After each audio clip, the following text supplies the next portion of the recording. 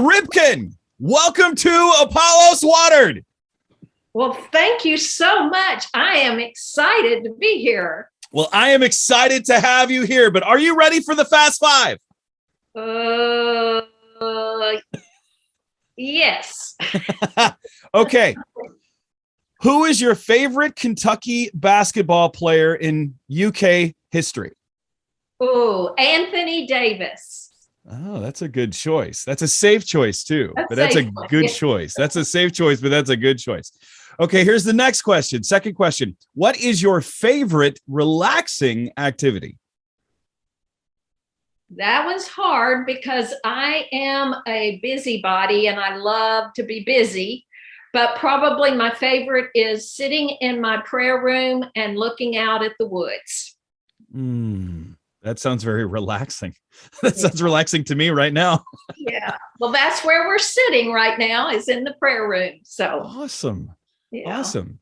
All right. We know that you've been in Africa, but now you are back in the West. What is the dish you missed most, though, when you were in Africa?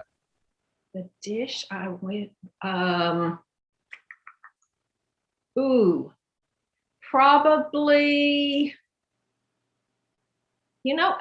I love so much food.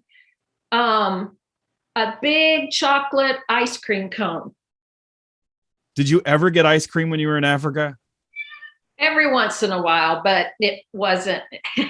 I ate a lot of ice cream that tasted like dishwash. So that's no fun. Okay, here we go. The next question, number 4. If you were a store, what store would you be and why? Store? Well, definitely it would be a clothing store because I love to shop.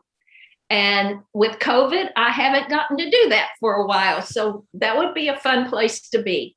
Okay, a clothing shop. That's a good one. I like that one too. Here we go. The next one. What was your funniest moment overseas?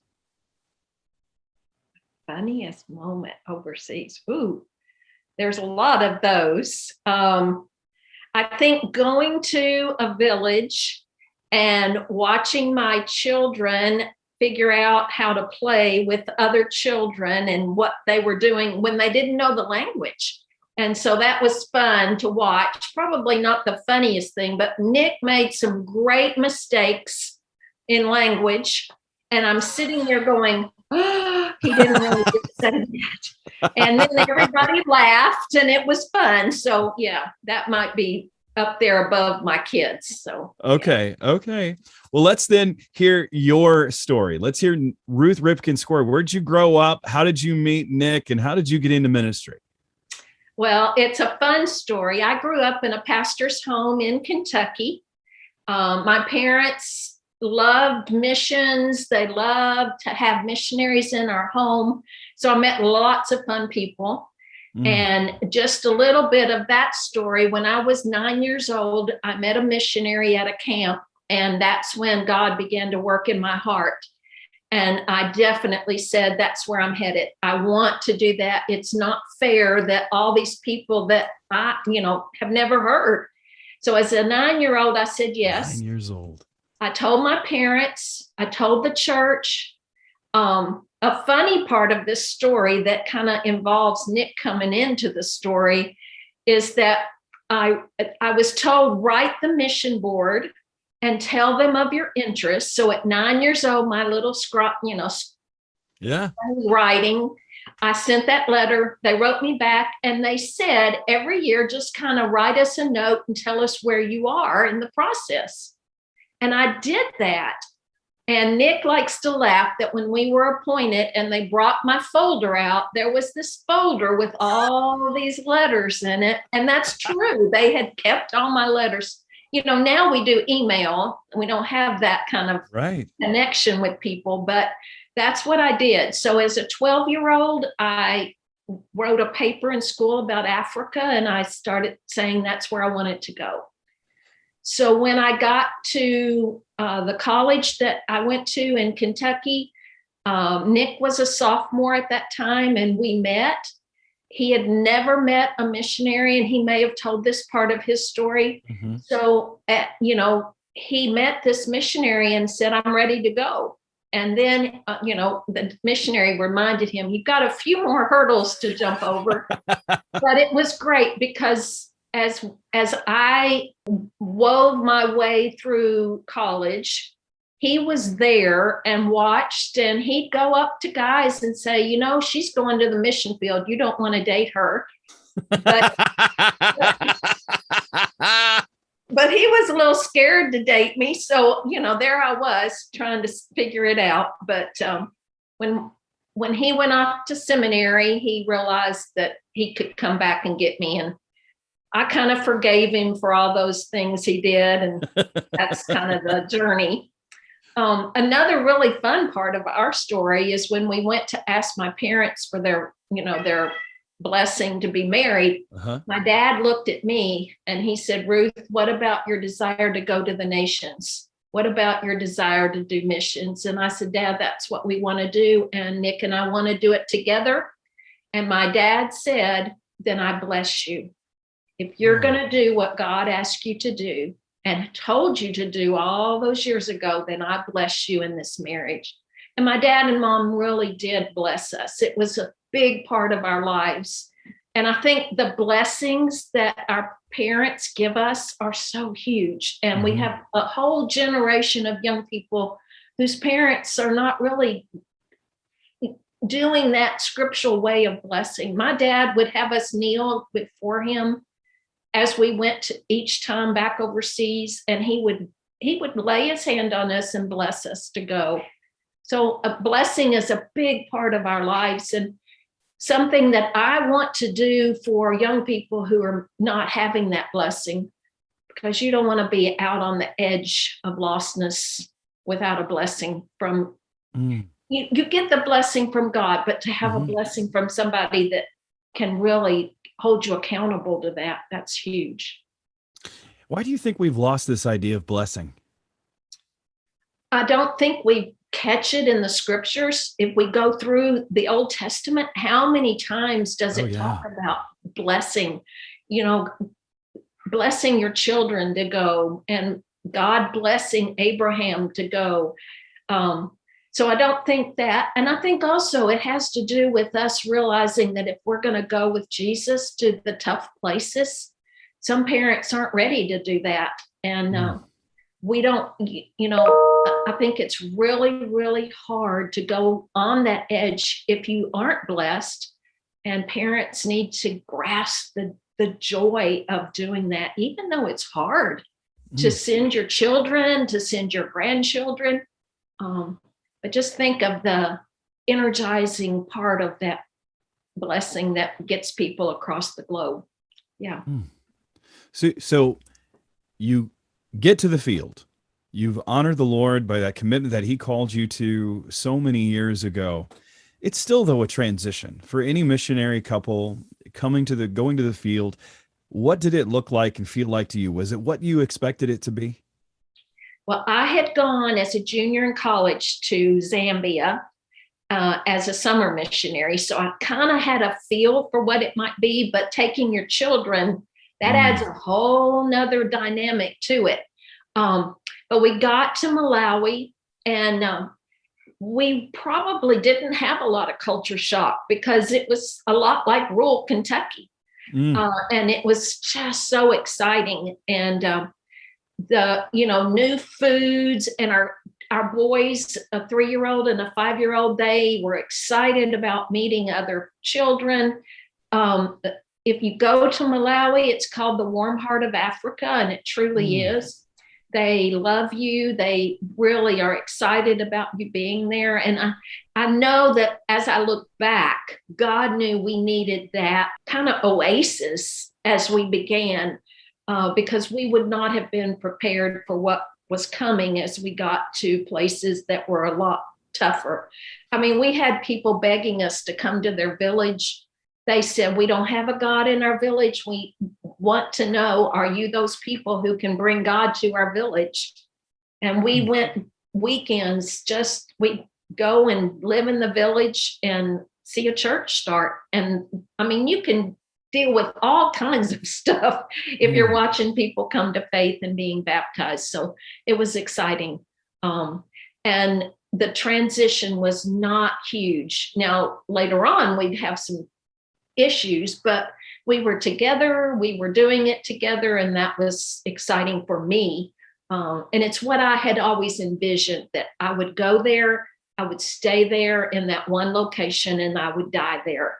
But God needed to stretch me, and he did that. Being in the field, not only as a missionary, but as a parent and with a spouse, we talk about missions oftentimes, but we don't understand the personal dynamics at work, that it's not just that one person's ministry, it's our family. It is. And heavily involved in that. What were the biggest challenges for you being a mother and going into an African culture with young children? What were those challenges? Well, learning to cook in another culture is always a challenge. And it's interesting. We've moved about 38 times over our 35 years overseas, and now back in Kentucky. And everywhere I have gone, I've had to learn how to cook, because it's different foods, different spices. They're called something different. And so cooking is a huge transition. And I know some families pack American food in their suitcase, and we didn't do that. We said, we're going to live with what's available. And our first 2 years, we lived in a culture that for some of the time, the only thing we could get in the market was cabbage, potatoes, onions, and liver. And so, that you learn to be a little creative with the liver and those kinds of things. But, we would go to the village, they'd give us bananas, we'd have all kinds of stuff. And I learned a lot of different creative ways to do that. Another thing that we dealt with was homeschooling.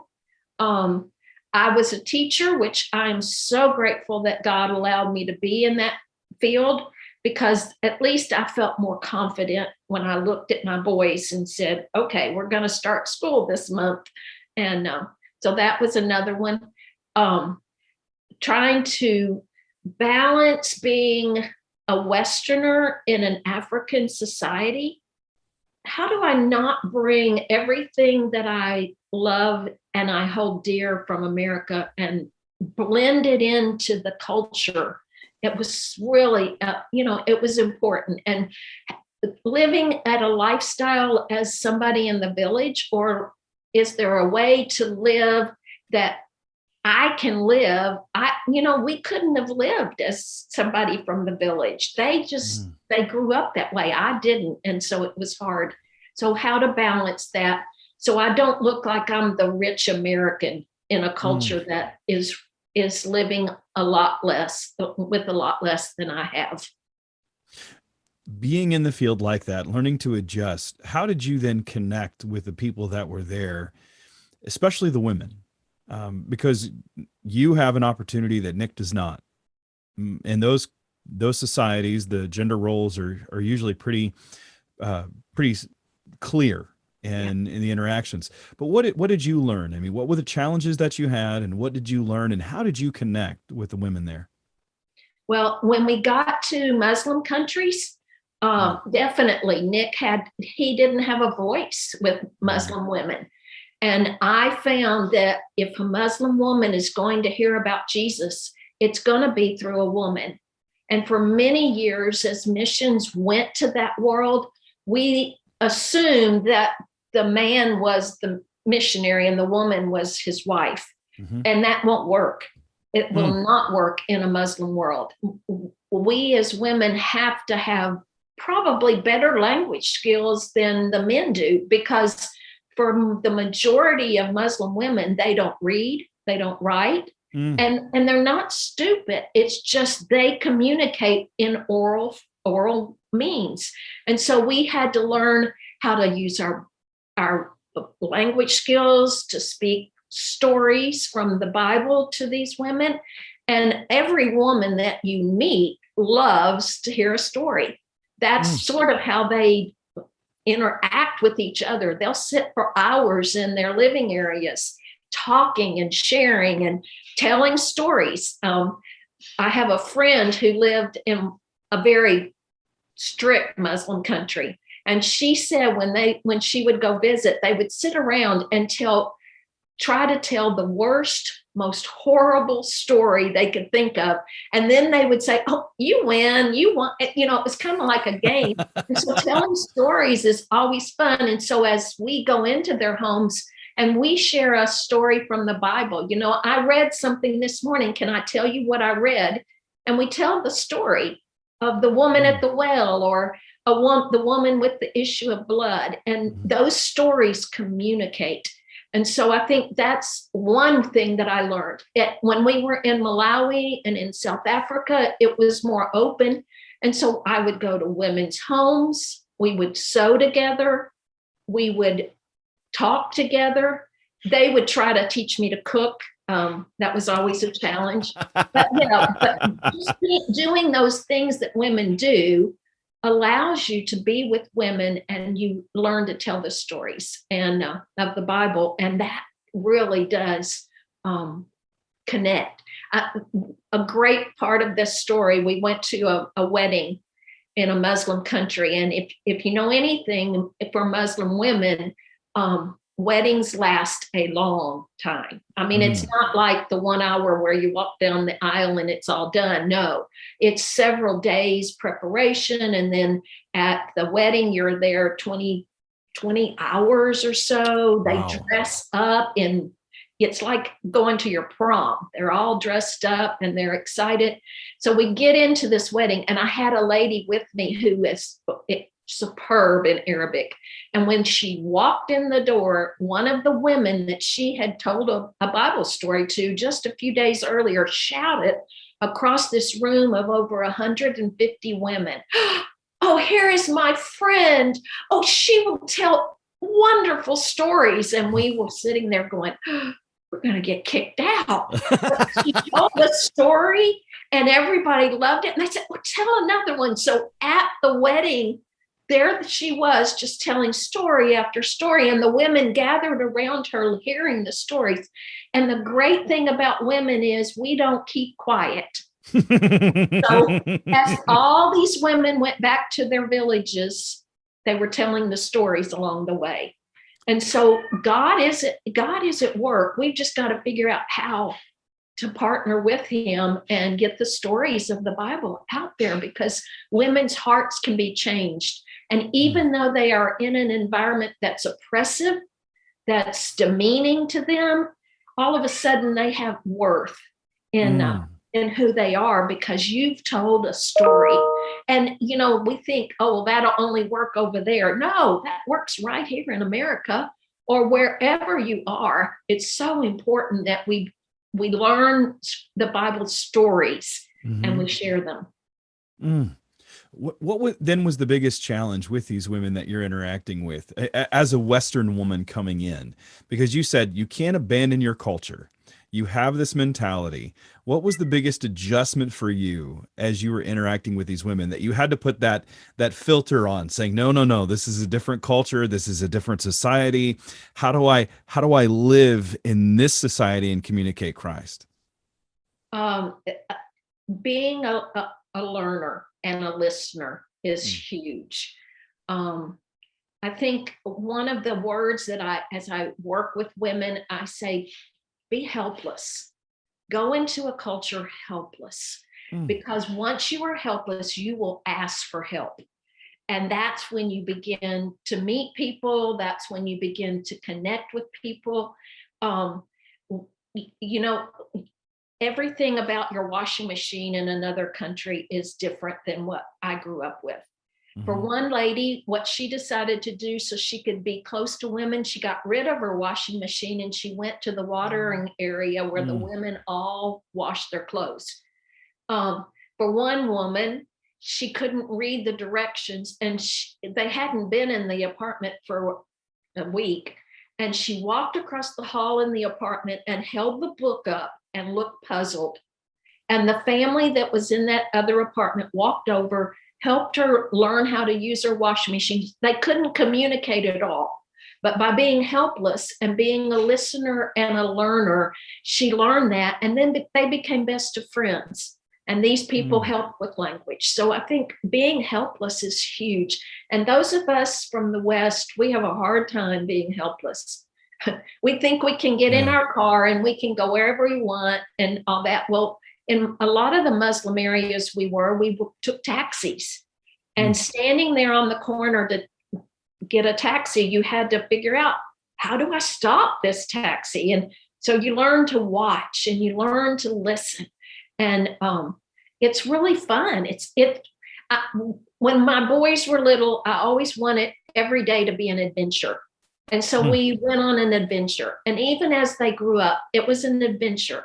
And when it was just Nick and I in a Muslim country, we were on an adventure. And today we've got to learn how to stop that taxi going down the road. And I think if we go in thinking, well, we know it all, we've got it all figured out, we won't get very far. But if we go in with open hands and say, I am a first grader today. I don't even know how to say hello. I don't know how to ask how to find the toilet. You become a learner, and that's when you have fun. Nick's better at it than I am. I like when I talk in the language, I like to have it all lined out and all perfect, and he just blurts it out. He became, it's like the Balaam and his donkey. One of us blurts it out, and the others listening to figure out what really is being said, and then I can translate for him, and he can blurt out another thing. So we make a great team together. You've been in Africa, been in Malawi, but I think most people are most familiar with the work and what happened in Somalia. I know I've also been in South Africa during apartheid. Nick shared a lot about that, but the most challenging country for yourself was which one? Oh, of course, Somalia. Our whole world changed. Suddenly we were living in one country and trying to get to this people group. We couldn't take our children into Somalia, or even where the Somalis lived in the 5 countries. Our oldest son one day was with his daddy, and accidentally the plane landed in Somalia. So he brags that he's been there, but he had gone with his dad to work with the polio victims, handing out crutches in the northern part of Kenya. And when the plane took off, it went the wrong way. Oh. And so there he was in Mogadishu, but he likes to brag that he made it, even though his mama said, whoa, that's a little bit much. but I think the big thing for me was all of a sudden we weren't together. We never went into Somalia together. We felt like if something happened, we didn't want to leave the boys without a parent. And so we made a decision that we would travel in separately. So Nick would go in, and he always went in a lot longer than I did. But when people needed encouragement, or if the nurses needed something, then I would fly in, but we never went in together. So all of a sudden our world was totally different. And in the beginning, we had no way to communicate. It wasn't like now where you have a cell phone and you have a cell tower that will get that call to you. We didn't have that. We finally did get radios in, and it took a long time to get a license for a radio in Kenya. And so we really struggled with how, which is better, to be able to communicate or be legal. And so once we had those radios, it made a big difference, because we made a set time every day to call in and make sure everyone was okay. But Travis, it's really hard to send your husband into places like that, not knowing when he'll come back or if he'll come back.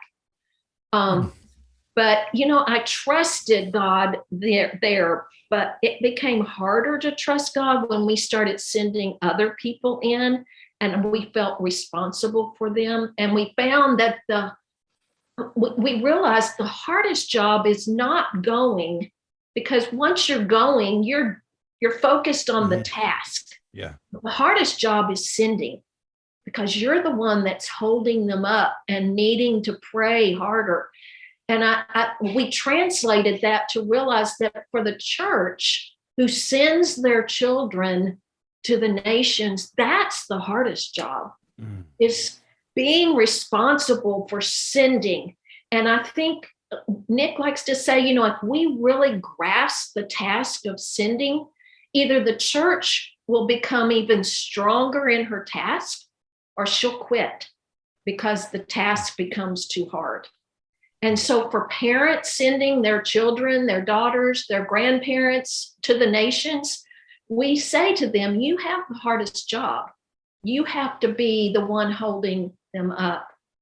And so as I would put Nick on an airplane, I always, even later when we began going to Believers in Persecution, we didn't get to travel together as much as we had when we were in Malawi and South Africa. And suddenly I realized I had the toughest job. I had to be the one on my knees. I had to be the one praying. I had to be the one doing all the logistics things that kept him going. I had my children. When we lived in Kenya and he would go, our water would go off, and I would have to go to the gas stations and haul 5-gallon buckets home so we had water. There were just so many tasks that I was doing. But I learned after I put him on the plane, I would sit in the car for a few minutes and I would pray. And my prayer always was, okay, God, there is nothing more I can do. You've got to take care of him. And Lord, I pray you will bring him back to me. And then I would make a plan. If he didn't come back, I knew what I would do first, who I would go to help me. And I would set that plan in motion and just say, all right, number 1, number 2, number 3. And then I would go off and I would do all those other things that had to be done and just put it in God's hands and trust. When you made the decision to go to Kenya and reach Somalians, I mean, you had been in South Africa and Malawi, which we just talked about.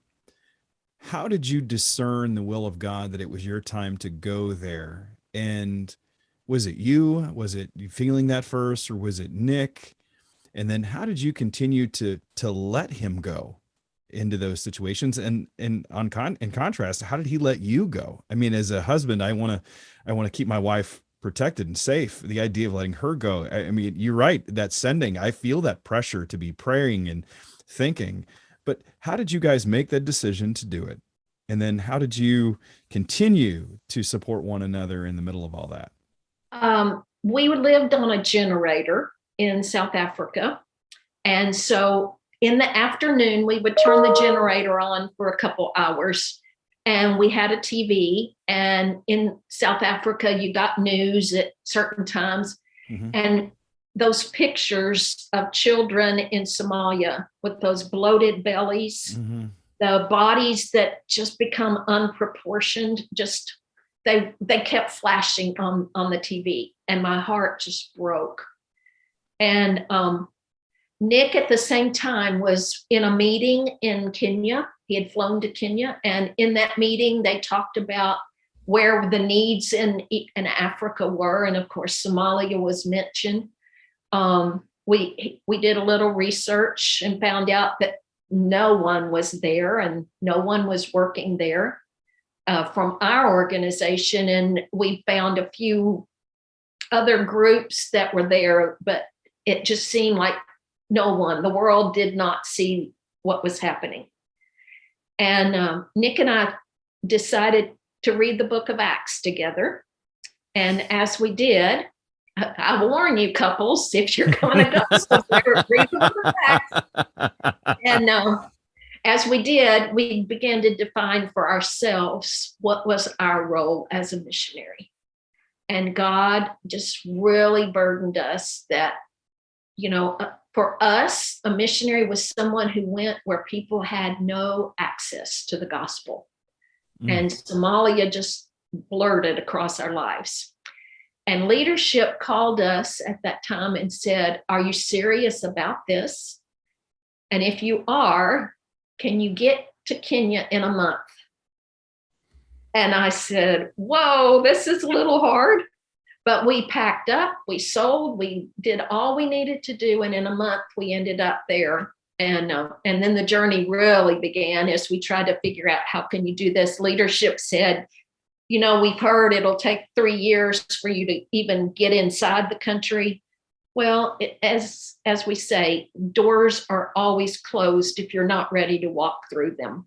So when we were ready to walk through them, Nick made his first trip in 6 months in there after we studied Swahili, and some Somali. And I don't think we were prepared for what was going to happen. The devastation, the destruction, we'd never seen anything like this. But Nick's really good. I put him on the plane. I prayed for him as he goes. And as a husband, he really is an amazing man, because he would take notes in a little notebook that he kept in his pocket, so that when he came out, he would go through that notebook. So I feel like I was on the journey with him. I saw what he saw as he cried over what he was telling us. Our boys listened to Daddy as he told the stories of what had happened in 3 weeks or 4 weeks or whatever. But he had that little notebook, and he always debriefed us. I talk like I've been to a lot of places he's been in Somalia that I've never been, but he describes it for me, and I taste it, and I feel it, I smell it, I hear it. And so as a husband, he's been such a good partner of allowing us to be together, even though we are miles apart. What was your response when you found out the church that he had planted, they had come in and killed everyone? I mean, what was your reaction at that moment in time? Well, there was never really a body of Christ that was what we would picture as a church. Okay. These were scattered believers. These were, they were very alone, many of them isolated. Very few of them even knew each other, or if they did, they were afraid to be together. And so it was a very disjointed group of followers of Jesus. And, they were trying to survive just as much as every Somali was trying to survive. And one of the most difficult days was when we did hear that one of the believers that we were closest to had died.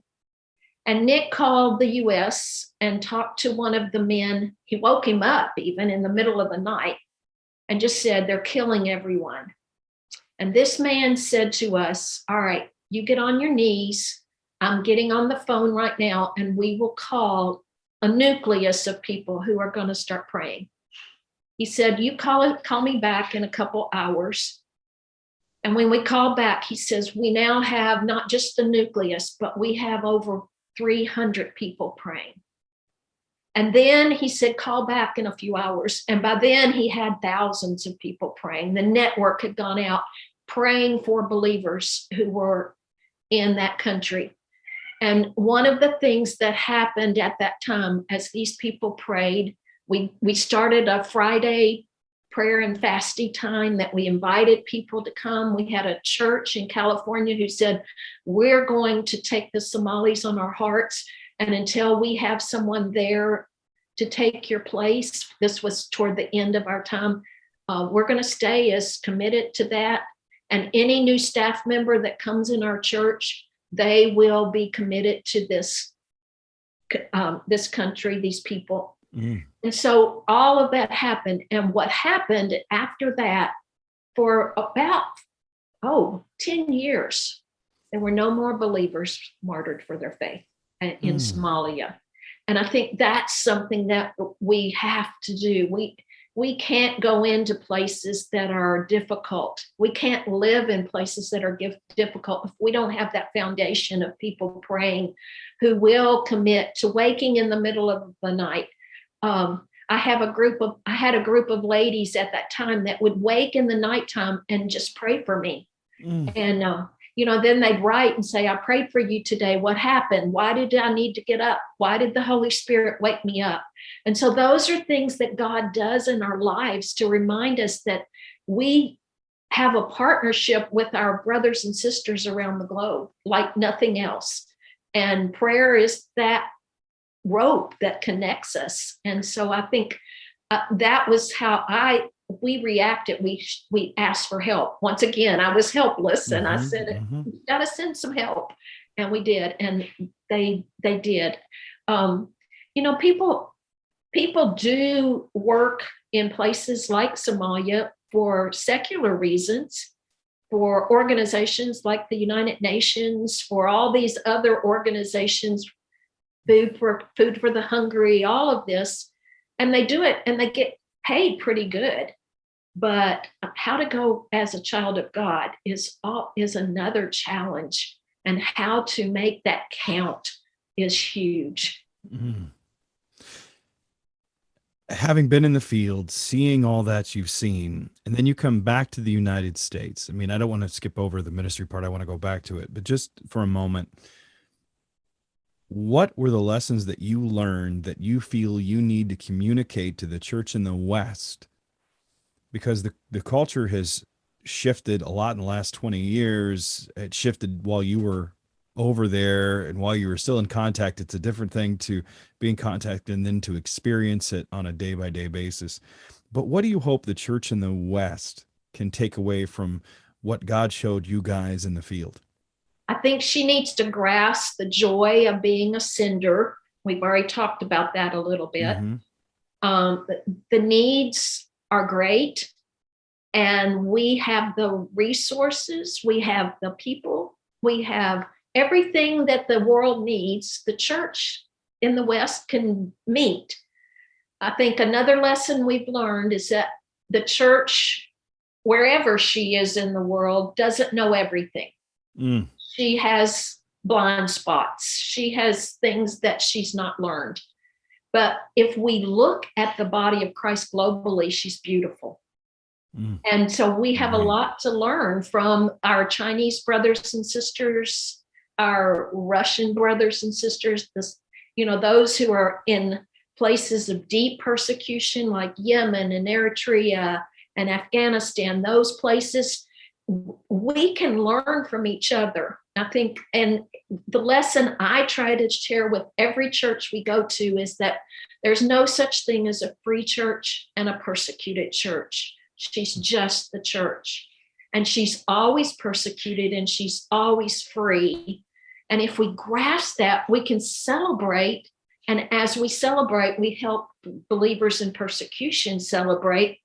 And when they're being persecuted and they're being hurt, we can feel that pain. And so the connection is huge, but I don't think we've grasped how much we are part of that body. I think another thing that really bothers me is as we worship, often it's just a routine. We don't do it because it's something that is a gift. And Nick likes to say we think we can do it 1 hour a week and we're all fixed up. And worship is something we need to be doing all the time in our homes and among our children as we're driving. If we can worship and do it continually, we're going to see God transform our church and transform us, because that's what he wants, is our worship and our praise. A lesson that I learned from the believers in persecution that is hard is that no matter where I am, no matter what I'm doing, I can glorify God. And my goal for each day is to wake up and say, I'm going to glorify you today. And whether I share you, Christ, or I fail to share you, will you remind me at the end of the day if I glorified you? And so that's the lesson we need to realize, is that believers in persecution, They say if I'm in prison, if I'm being beaten, if I'm locked in a room in my Father's house because I'm a believer, my whole purpose is to glorify God. And if they can do it there, I should be able to do it right here where I live in America. You've talked about believers in persecution, and we know that you have done so many interviews. We see that within the Insanity of God. What were the lessons that you learned from the women that were leading in this movement? Because they would have, I would think, different insights and different perspectives than some of the men. What were some of the things that you took away from the women that were living in persecution? Well, my first reaction to your question is I want to weep, because for many of these women, in especially Muslim context, they've never had a chance to even hear. And so to me, they're the most persecuted. Is someone who has Jesus and he's persecuted, they've got eternal life. But people who have never heard, they are totally persecuted. They don't have a chance. The story that I'll share was when Nick and I went to interview this man in a Middle Eastern country. He was a very famous man because he could sing and he loved to sing. And when he gave his heart to Jesus, he really had a goal of being on every Arab speaking radio and TV station singing about God, about Jesus. And he was a little proud, I think, but as we interviewed him, Nick, he did the interview because he was a man, of course. And at the end, Nick kind of patted me and said, now listen, I'm going to ask a question you need to hear the answer to. And I'd been listening all along, but I think he wanted to perk my ears. And he asked this man, what about your wife? You mentioned that you're married, and does she play any role in your ministry and what you're doing? And his answer was, she's just a dumb old village woman. How would she come to Christ? Well, I was ready to get across the table and get him. I was going to climb all the way there. He kind of patted me and calmed me down. But the reason I share that is men in many places in the Muslim world, they can read, they can travel, they have access to books about Christianity. They can go to the mosque and ask questions. They can talk. They can do all that. And so they have a whole process of coming to faith. And in this man's mind, his wife could not come to faith because she didn't have those access to all that opportunity. And that pretty much describes you and I. Mm-hmm. We come to Christ in a certain way, and we assume everyone else will come to Christ the way we came to Christ. And so how do you break down that barrier to say, God has a lot of avenues for us to come, and you and I come one way, but that doesn't mean everybody comes the same way. And so as I shared before, for women, it's got to be women sharing with women. And we've got to learn how to do that orally, because for many women, they don't have the access to speak and to read like we learned. And so how do we break down the barrier of, everybody has to come to Christ the same way I do?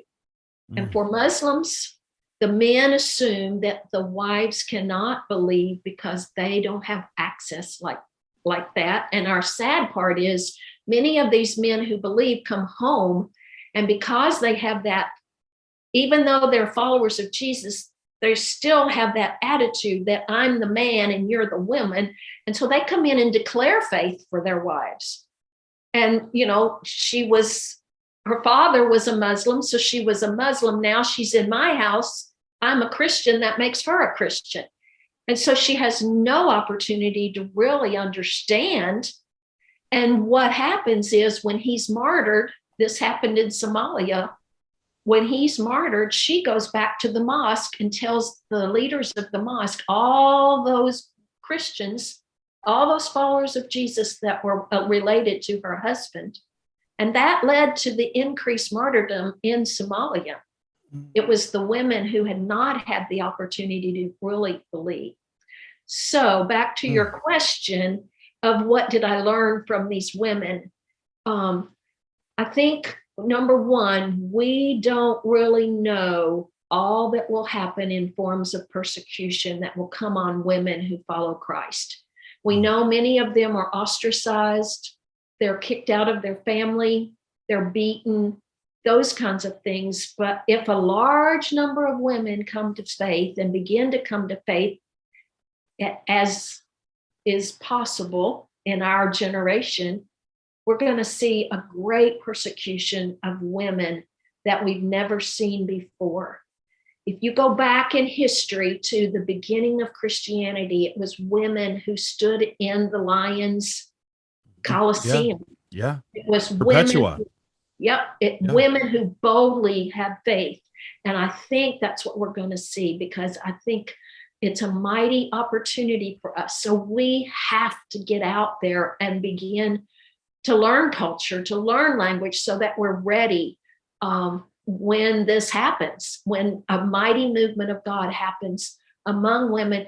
And Nick and I firmly believe that it's not going to be men and women, it's going to be families coming to faith.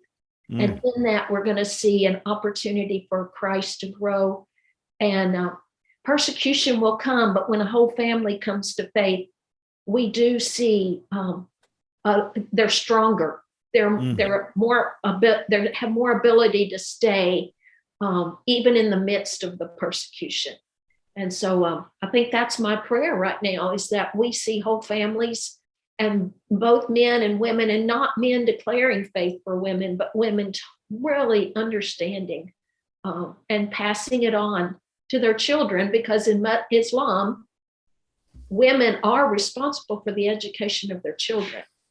And so it's difficult when a man comes to faith, but the wife is still educating her children in Islamic faith. So we need a whole family to come.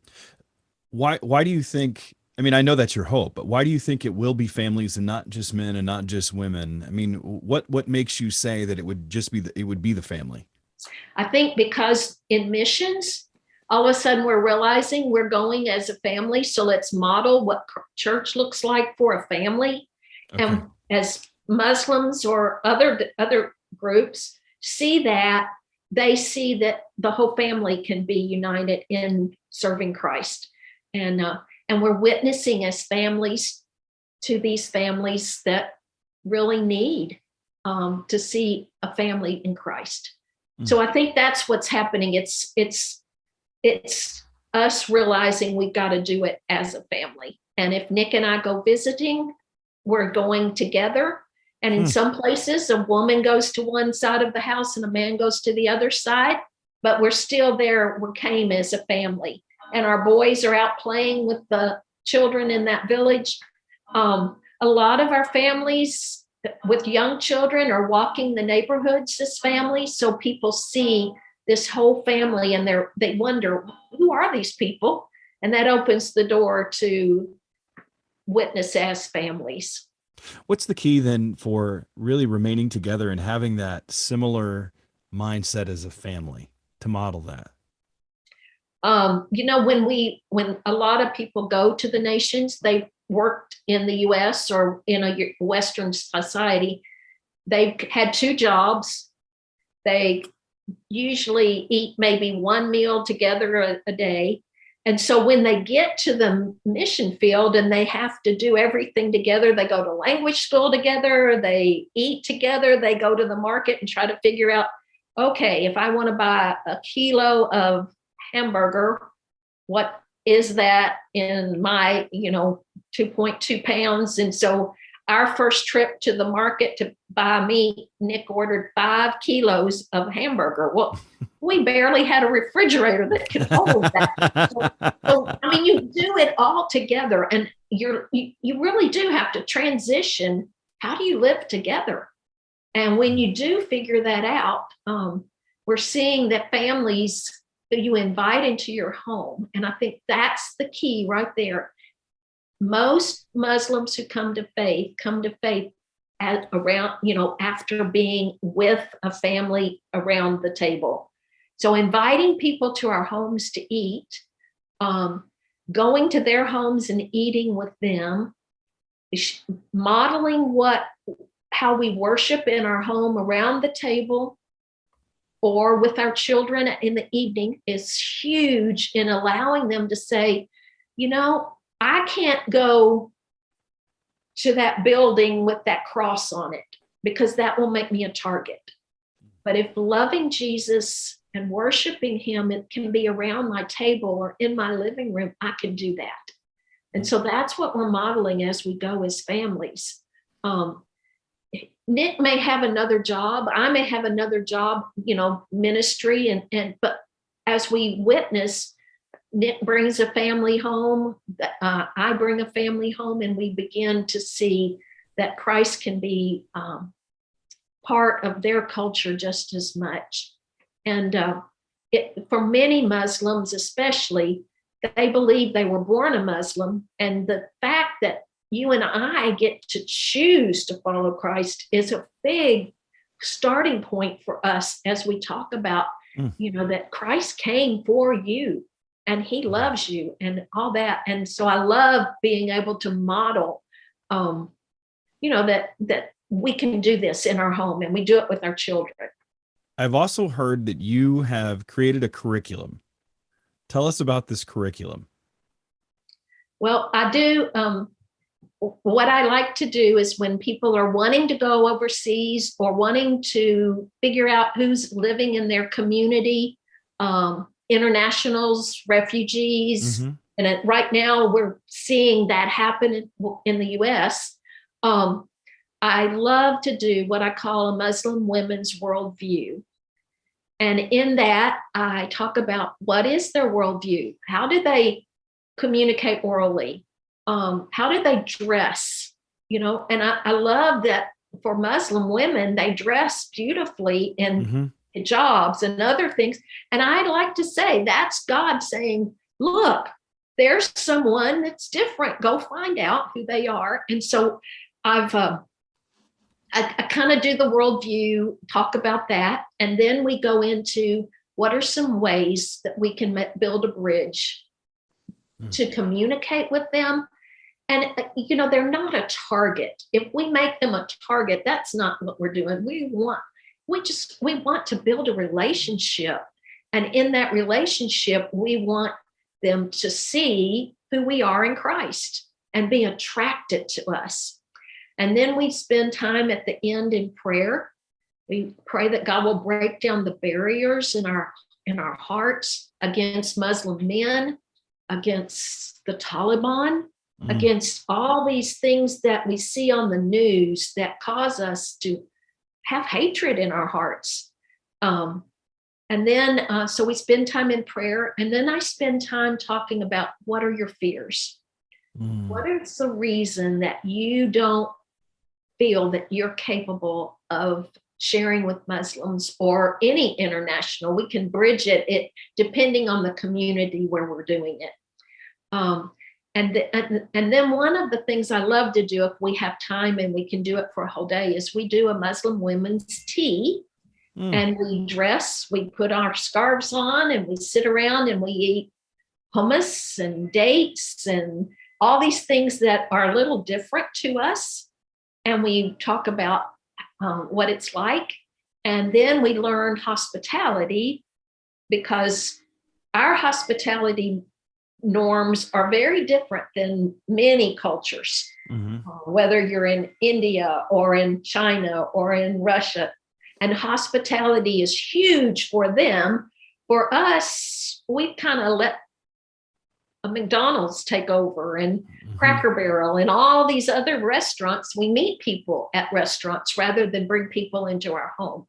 And so we have to figure that out. I challenge young women in churches who don't know how to do hospitality to get an older lady and partner with that lady.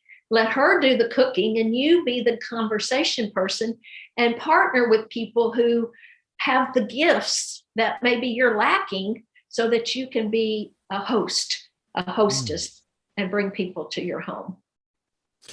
Why do you think we've lost this idea of hospitality in the West? I think busyness. We are so busy. Our calendars are packed. By the time we get home, we have no more energy. What I suggest to women who even want to attempt to do this is put it on the calendar. If you put this on the calendar that you're going to go visit someone, or you're going to go meet a Muslim family that's flown in brand new from Afghanistan, put it on the calendar so that nothing can interrupt that. Otherwise, we fill our days with things that are important and good, but maybe God needs some of us to do some outreaching and bring people in. But do it in your home. Another thing, Travis, that we really strive is, don't just, in America, a lot of times, especially, we say, well, come to my church. If we meet someone in the grocery, I go to this church, come with me, or I'll meet you there. Don't let that be your initial encounter with internationals. Let your initial encounter with internationals be in your home, or be in a park, be away from a building, because for Muslims coming into that church, that makes them a target, as I said. And we don't want to be the cause of any persecution. If they're going to be persecuted, we want it to be for Christ.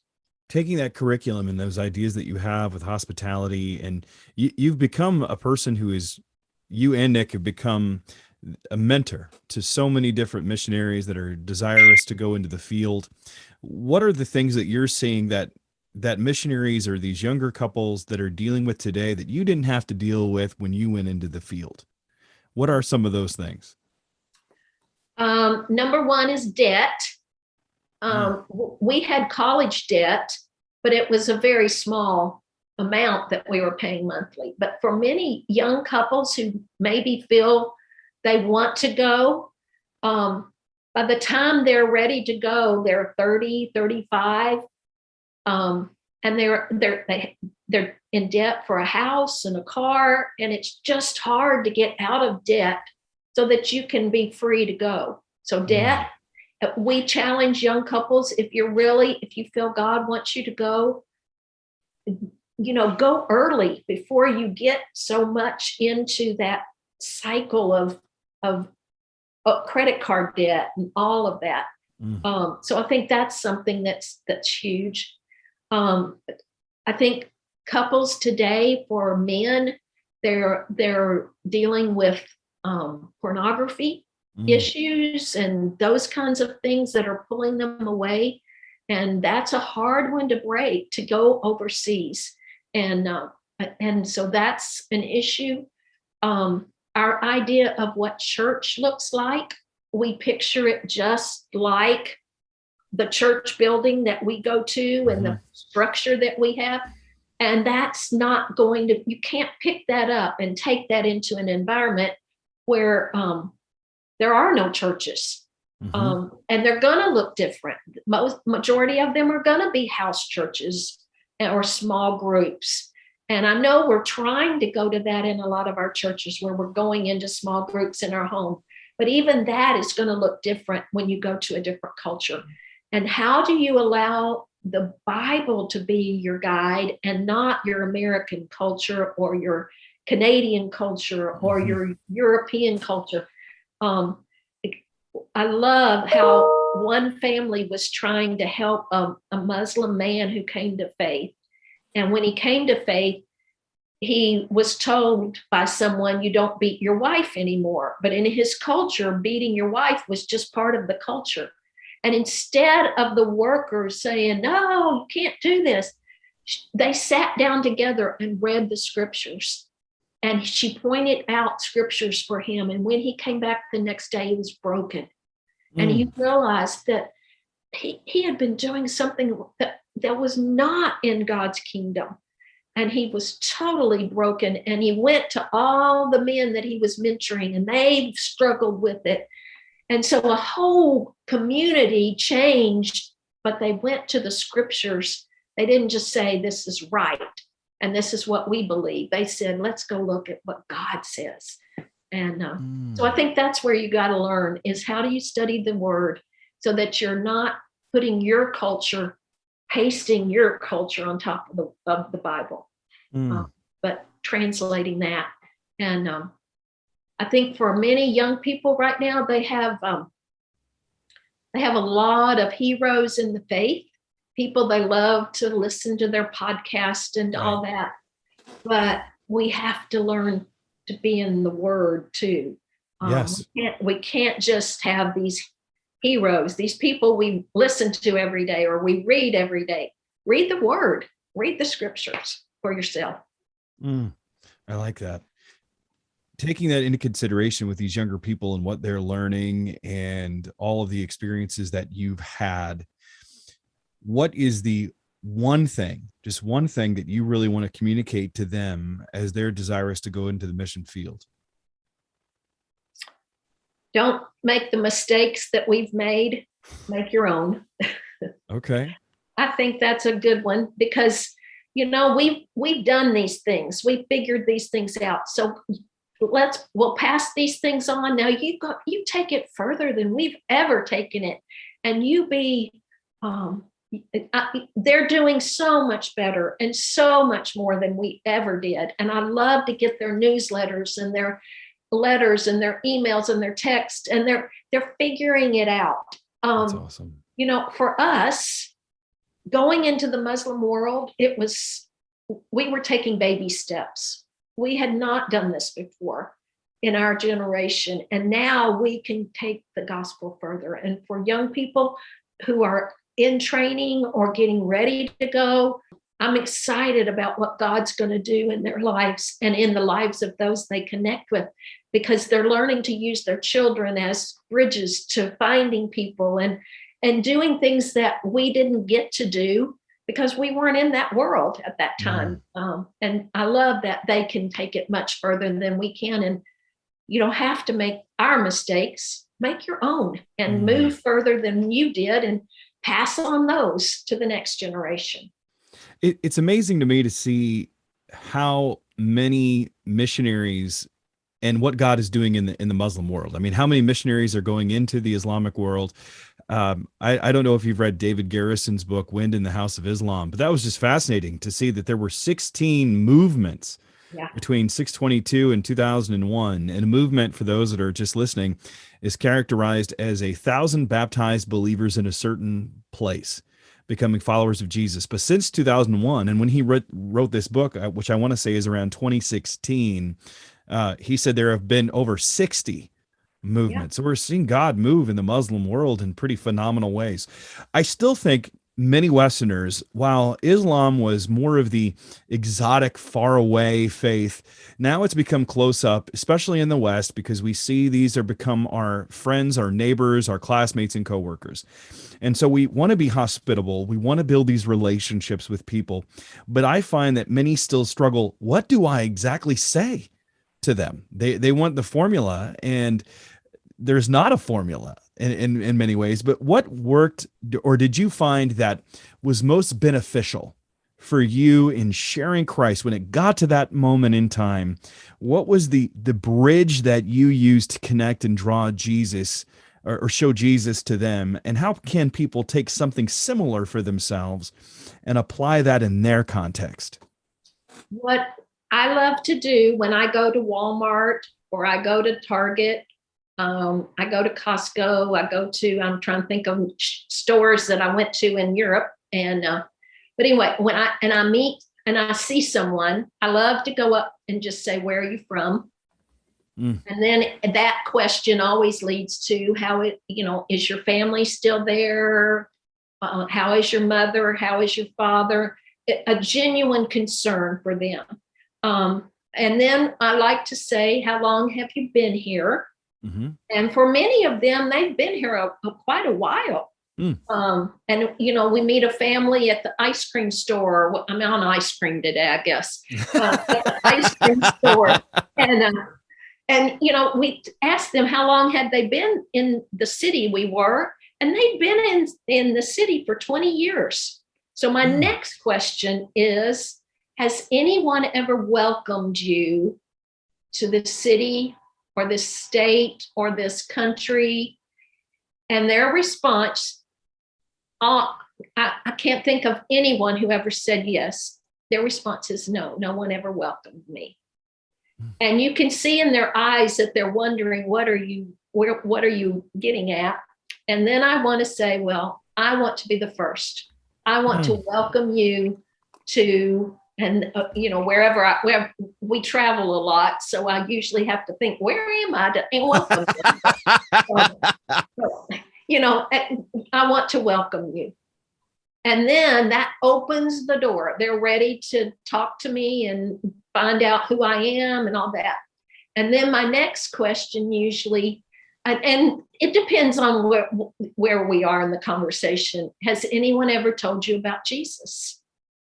And usually they say, no, I've never heard. And, we live in the South. There's a church everywhere, but, that's the building, and the people are not coming outside that building to do this welcoming. And then that opens the door for me to tell them who I am and tell them about Jesus.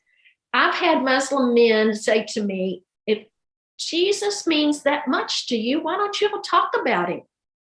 And I'm humbled by that, because in their mind, they are people of faith. Even if they're nominal, they're people of faith, and they assume that everyone in America is a Christian because they've been taught that everybody from their country are Muslims. And so they assume that we would talk about him. So you're not being hateful or obnoxious. I mean, you could be obnoxious, but you want to do it in a gentle, humble way. Who is Jesus to you? And then finally, I want to say, I need a friend. Would you be my friend? And here's my phone number. And if you need anything, if I can help you with anything, I'd love for you to do that. And then I always say, can we get together again? And I'll invite them to my home. And so that, and you may in your conversation only get to where you're from, how long have you been here? But if you genuinely say, I think about your country, I've heard about what's going on in your country, that opens the door for them to realize that all Americans are not the same and we are different, but we want you to feel welcomed here and we're glad you're here. So that's kind of the introduction that I do when I'm just meeting somebody off the street or in the store. I think just having a few questions that you put in your back pocket helps you start a conversation when you're scared to death that, I'm going to blow it, or you're not going to blow it. For them to not be welcome to our country is really an act of hostility, because every place we have ever been across the world, we have been welcomed to their city, to their country. We're glad you're here. Where are you?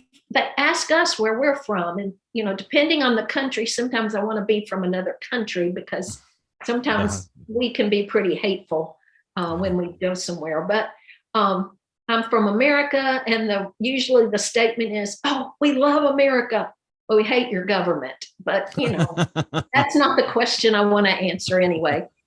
I want to get to Jesus. How you mentioned that Muslims have a different idea of hospitality than we do.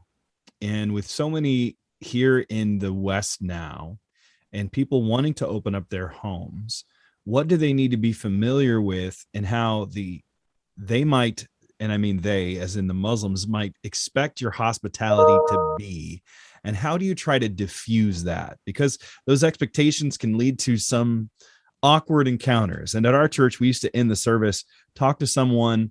It might be awkward, but awkward's awesome. I like that. I like that a lot. Well, I think number one, we're often afraid we're going to offend them. But the fact that you're willing to invite them to their home, there is really nothing that you'll do that will offend them. They will be so excited and so blessed. Number one, if you're going to invite someone from another culture, you might ask someone who knows a little about that culture. Are there things that I shouldn't cook, or something I shouldn't serve? that will help you feel a little more confident. For Muslims, of course, you don't do anything with pork, right, and you don't serve alcohol in your home. Those are two things. So if you have those things, just kind of, especially the alcohol, you might put that away if you invite them to your home. Those are things they're not allowed to drink and eat. So that's one way to feel a little more confident. If you're really nervous, ask someone who knows about that culture to come, or find someone who speaks Arabic to come to your home and be a guest with these people that you're inviting. It was a really neat thing. I shared this at a meeting one day, and a lady, the husband went home and told the wife what I had said, and about inviting people to your home, about not welcoming people. And the wife said, there's a lady across the street that we've never met, and we have no clue where she's from. But when I see her get in the car, I notice she doesn't look like us. And so she went over there and she invited the lady to come with her family to dinner. She was a little nervous, but they came, they ate, they had a beautiful evening. And when the lady left, she began to weep. And she looked at this host and hostess and she said, I've lived in America 20 years and no one has ever invited me into their home. I never knew what an American home looked like. And tonight I've gotten to come here and I've begged for a friend in America, and you are now my friend. And she went home, and the couple was they sat on the couch, they said, and just wept, because they realized this lady had been here. Now, she hadn't lived in their neighborhood for 20 years, but still, that's what's happening. People are wanting friends. They don't know how we start conversations, and so they don't know what to do. And so I think once you try it, you're going to like it, that whole saying. And we need to figure out, how do we welcome the strangers in our midst? The Bible tells us to do that. So how are we going to do it? And there's a lot of creative ways. And I would love to help anyone who's interested in what they're doing. I spoke to a group of ladies older than myself. I'm pretty old, but they're much older.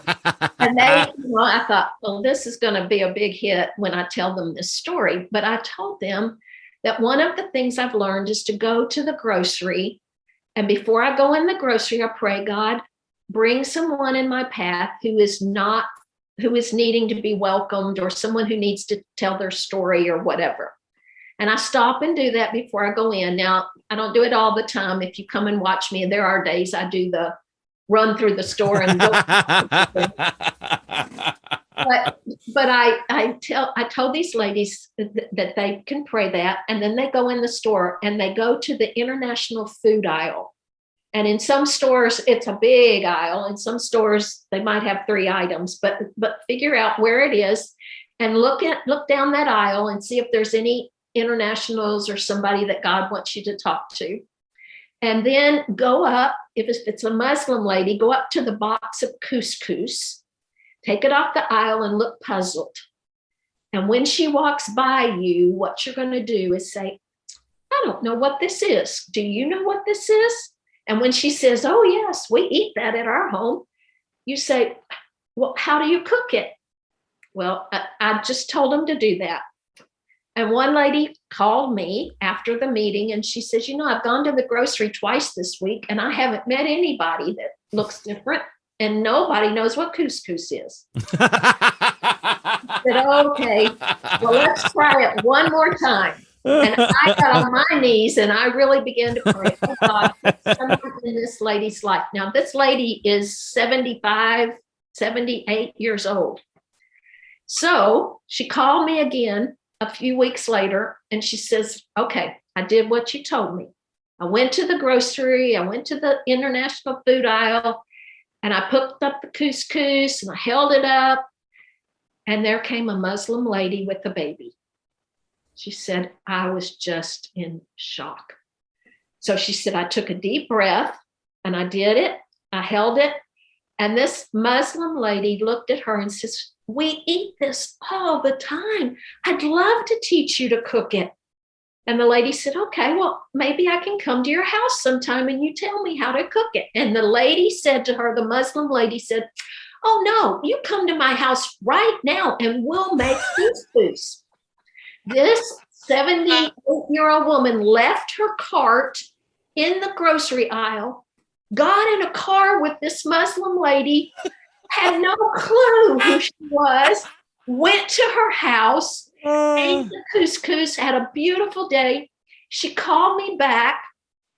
She said, "Okay, I did what you said." And she told me the story. She says, "Now she's coming to my house tomorrow. What do I do?" And I said, "Oh, I am so excited." And she was over the moon excited. And they've got a great relationship now. They visit each other. They go to each other's house. She cooks American food for her, and this Muslim lady cooks her food. And so anyway, I think a little of it is bravery. Are you brave enough to try something different and get out of your norm? We all need that little bit of courage to make those connections and connect with so many different people. What's one thought you would want to leave our listeners? We like to end the show with, here's your water bottle for the week. Oh, I love it. What is the one water bottle that you would like people to take away from this conversation? Open up your eyes and your ears and try something new and fresh. Start in God's word and then just step out the front door and see what God has for you. You know, a lot of times we go to church and they say, meet somebody you've never met.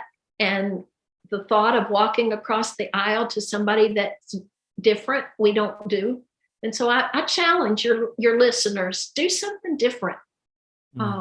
Go somewhere different. Find what God has by opening your eyes and your ears and learning something new, a new language, a new culture, a new food that you thought you'd never like to try. An international restaurant's a great place to do that. So yeah, try something new. I like that. And you get to eat and try. I mean, it's fun to meet new people, try new food. I know it's a little scary for some people, and it was for me. I'm not a person that really likes different spices and foods, but I found that when you do that, when you take that initial step of faith, you find they are so excited that someone would care enough to come in and ask questions about their culture, and they want to share those things. That's just wonderful. Ruth, how can people learn more about what you're doing and your ministry and how they can follow you? Well, we have a website, nickripken.com, and that has a lot of stuff that Nick has done, but Ruth is all in there. We do a lot together. We travel together. We go to churches together. Our itinerary of where we'll be is on that website, and we can always link you up there. You can write me at ruth@nickripken.com. That's also on the website. I'd love to hear from your listeners about what they've tried. If they've tried anything, how did they meet somebody different than themselves? And if they have questions, I'll be glad to answer. I'm slow sometimes at writing emails, but I do get to them and I do write. And so that'd be great. I'd love to do that. I've been challenged to write a book, so maybe one of these days that'll happen. We'll see. We'd love to be able to read it. You have so many different insights. And I've known that some of the people that we know in common, they said, you have to talk to Ruth. They said there's so many insights, so many jewels and treasures that she's gained over the years. And we've only touched the tip top of it, I'm sure. But I think we'd love to be able to read what it is you've written, because you'd give it a perspective that we haven't seen very often.